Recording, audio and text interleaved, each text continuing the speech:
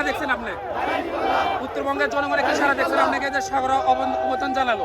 উত্তরবঙ্গ থেকে ইনসাফ প্রতিষ্ঠার লড়াই শুরু হবে, যেই ধারা অলরেডি সূচিত হয়েছে। আগামীতে শুধু ইনসাফের বিজয় হবে ইনশাআল্লাহ।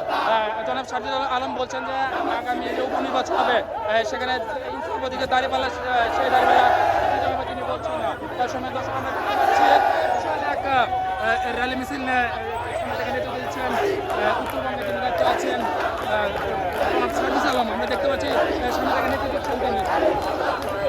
এখানে দেখা যায় দাঁড়িপাল্লা দাঁড়িয়ে চলমানে মুক্ত হচ্ছে আজকের এই র্যালিতে। এখানে আছেন এনসিপি সহ জামাতের যে 11টি অঙ্গ সংগঠন সকল নেতাকর্মীরা এখানে আছেন। দর্শক আমার মিডিয়া আমাদের দেখা যায় ইতিমধ্যে জামাত সহ 11 দলীয় অঙ্গ সংগঠনের সকল নেতৃবৃন্দরা শারজিল আলমকে সাগর তর্পণ জানিয়েছেন। উত্তরবঙ্গে উপনির্বাচন সেই উপনির্বাচনে তিনি এসে আব্দুর রহমান শহীদ সাহেবের প্রচারণা করছেন।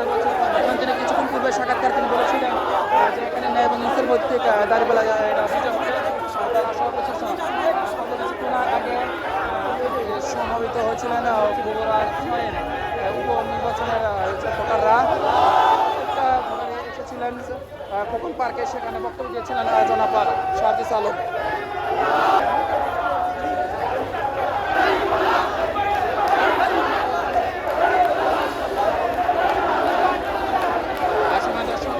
মানুষ এখন সঙ্গে সারা দিচ্ছেন। আমি দেখতে পাচ্ছি বগুড়া উপনির্বাচনে সাধারণ মানুষ দেখতে পাচ্ছি জানাচ্ছেন বগুড়া 6-এর বাসী তাকে স্বাগত জানিয়ে গ্রহণ করেছেন এবং বক্তব্য দিয়েছিলেন। সামনে যান।